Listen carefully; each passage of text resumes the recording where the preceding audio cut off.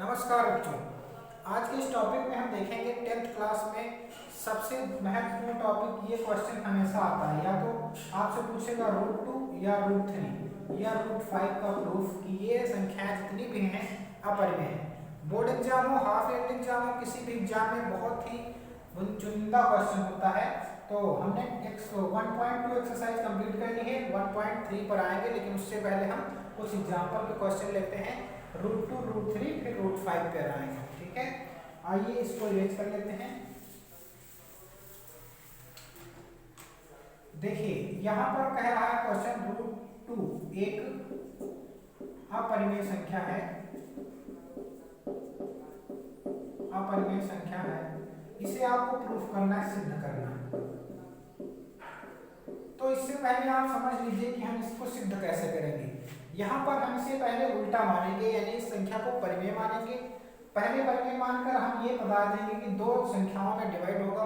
परिमेय संख्या अगर नहीं जानते हैं तो हमारा पिछला लेक्चर देख सकते हैं, उसमें परिमेय संख्या के बारे में डिटेल जानकारी दी गई है।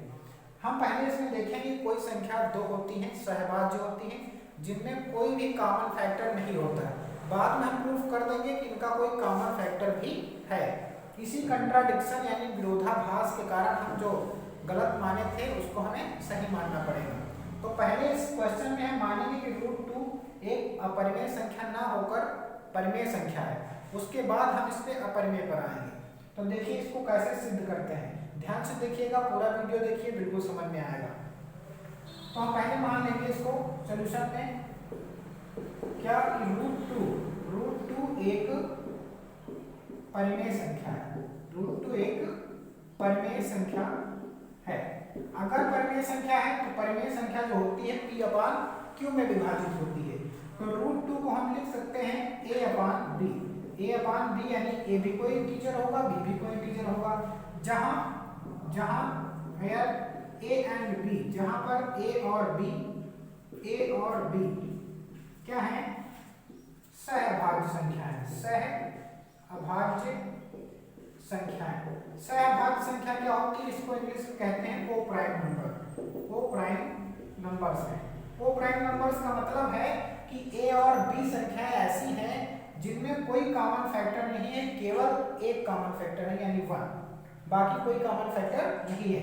हम यहाँ पर ये मान चल रहे हैं इसमें कोई कॉमन चीज नहीं है। जैसे एग्जाम्पल के तौर पर 3/5 में कोई कॉमन फैक्टर नहीं है एक के अलावा। तो यहाँ पर हम पहले ये माने हैं कि A और B क्या है, कोप्राइम, इसमें कोई कॉमन फैक्टर नहीं है। लेकिन हम आगे चल के प्रूफ कर देंगे कि A और B किसी से कटती हैं, किसी संख्या से कटती हैं। तो वही हम गलत साबित हो जाएंगे।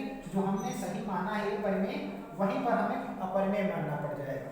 तो देखिए कैसे प्रूफ करते हैं। इसको इसमें मल्टीप्लाई करेंगे तो √2B = A आएगा। दोनों पक्षों में स्क्वायर बोथ साइड लिख देंगे। दोनों पक्षों में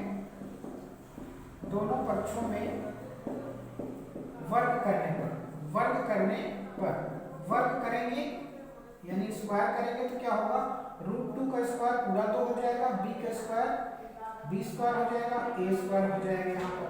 अब अगर हम दो को इधर लाएं, दो इधर गुणे में इधर आएगा, बटे में हो जाएगा, तो B स्क्वायर बराबर क्या होगा, A स्क्वायर / 2। यहाँ से हमने देखा कि अगर A स्क्वायर को 2 से डिवाइड कर रहे हैं तो B स्क्वायर मिल रहा है, अर्थात A स्क्वायर / 2। हम कह सकते हैं यदि A स्क्वायर 2 से विभाज्य है, तो A भी 2 से विभाज्य होगा। यहाँ पर ये बात याद रखनी है कि भाई हमने A स्क्वायर को 2 से भाग दिया होगा तो B स्क्वायर कोई संख्या आई होगी। तो हमने वही लिखा है A स्क्वायर 2 से विभाज्य है तो A भी 2 से विभाज्य होगा। ऐसी थ्योरम है कि अगर कोई संख्या का वर्ग उस संख्या से विभाज्य है तो वो संख्या भी उस संख्या से विभाज्य होगी। अगर स्क्वायर 2 से, किसी संख्या का स्क्वायर 2 से विभाज्य है तो A भी यानी वो संख्या भी 2 से विभाज्य होती है।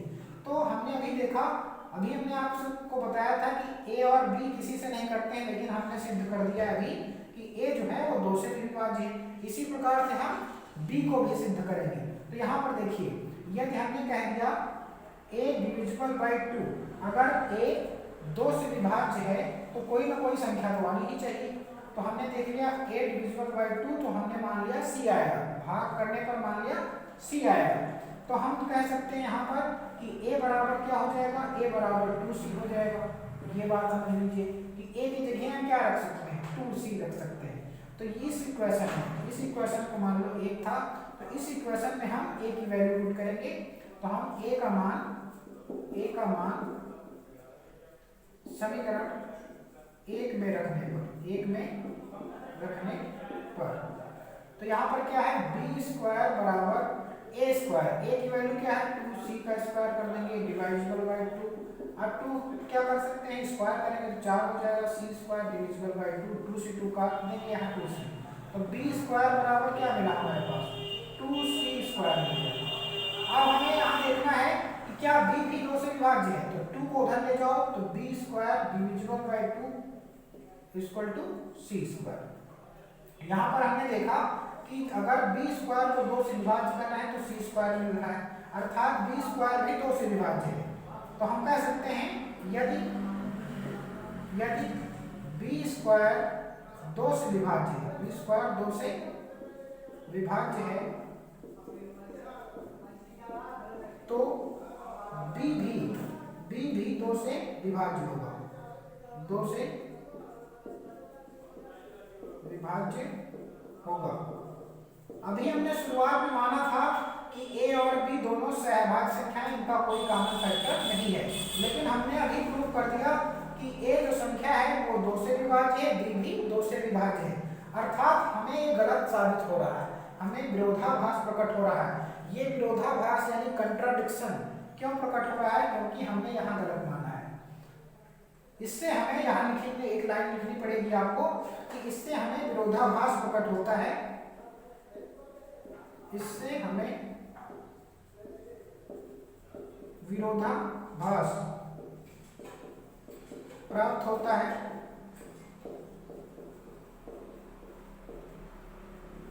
विरोधाभास प्राप्त होता है क्योंकि हमारी कल्पना, जो हमने पहले जो कल्पना की थी, जो माना था हमने, ये जो हमने माना, ये हमारी कल्पना जो थी वो गलत है, क्योंकि हमारी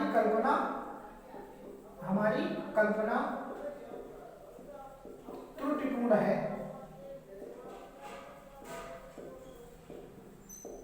अतः √2 एक परिमेय संख्या नहीं बल्कि अपरिमेय संख्या है। अतः √2 एक अपरिमेय संख्या है। तो ये तो आपका एग्जाम्पल का क्वेश्चन था, लेकिन इसी तरह से सारे क्वेश्चन करने हैं। तो हम इसे आप नोट कर लीजिए।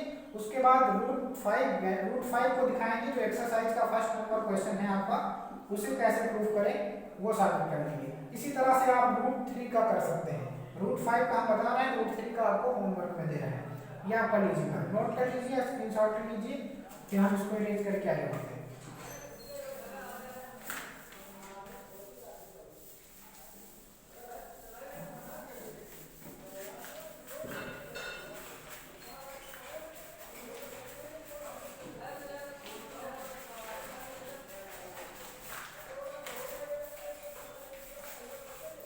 एक क्वेश्चन और समझ लीजिए आप, बिल्कुल आपको कंफर्म हो जाएगा कि हम कैसे प्रूफ करते हैं।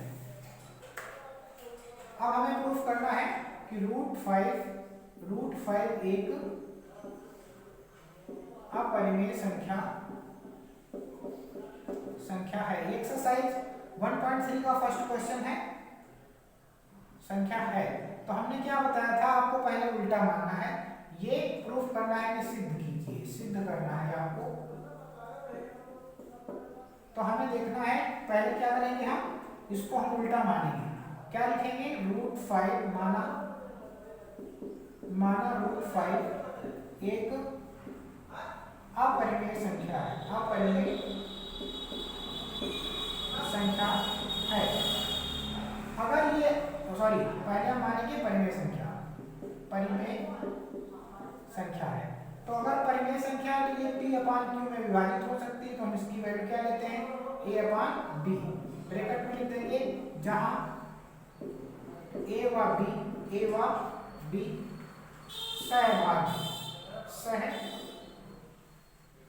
अभाज्य संख्याएं हैं, यानी कि ए और बी क्या है, को प्राइम नंबर है, को प्राइम नंबर जिनका कोई कॉमन फैक्टर नहीं है एक के सिवा।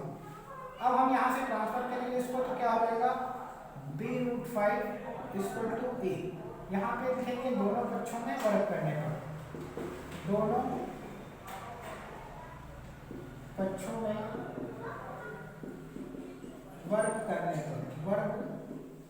करने पर तो यहाँ हो जाएगा b² और √5 का स्क्वायर 5 हो जाएगा और यहाँ a² हो जाएगा। अब हम क्या करेंगे, 5 को इधर ट्रांसफर करेंगे तो क्या लिखेंगे b² =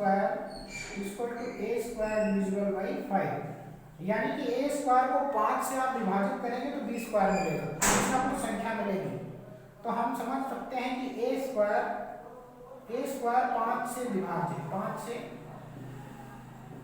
विभाज्य, यदि a² 5 से विभाज्य है, ऐसे लिख सकते हैं a² 5 से विभाज्य है, तो a भी 5 से विभाज्य होगा, 5 से विभाज्य होगा।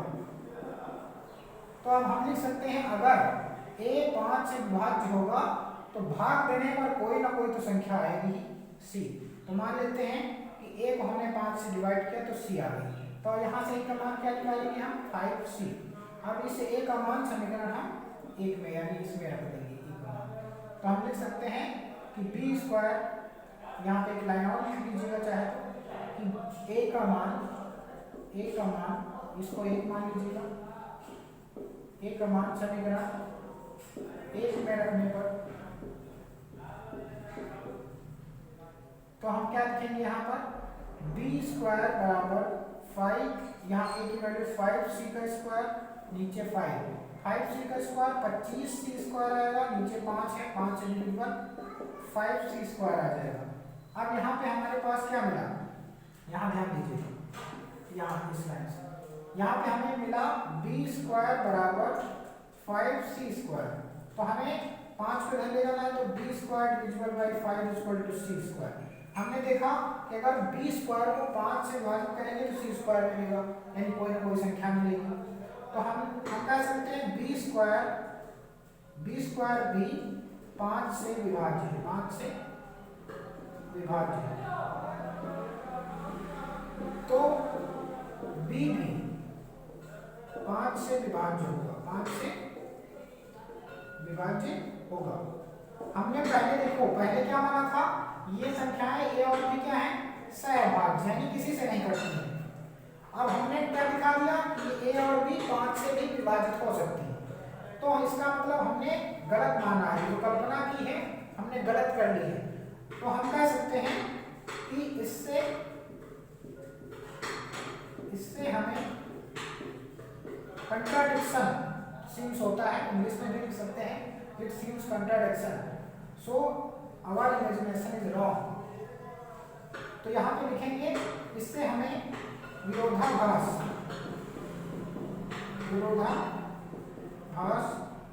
प्राप्त होता है। यह विरोधाभास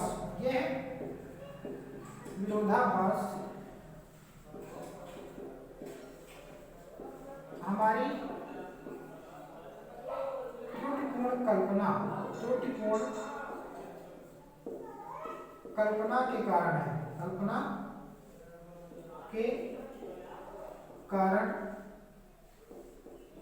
है। अतः √5 एक अपरिमेय संख्या है, ना कि परिमेय संख्या। √5 क्या है, एक अपरिमेय संख्या है। तो यहाँ पर आप वीडियो को देखिए ध्यान से और समझिए, 2 बार देखिए, अगर ना समझ में आया बिल्कुल समझ में आ जाएगा आपकी। फिर अगले टॉपिक पे हम बढ़ेंगे धीरे धीरे, यहाँ पे और 1-2 संख्याएं हैं, लेकिन ये टॉपिक ऐसा है इससे 1-2 क्वेश्चन यानी हमेशा √2 या √5 √3 में से कोई ना कोई एक जरूर आता है। फिर मिलेंगे हम आगे लेक्चर में।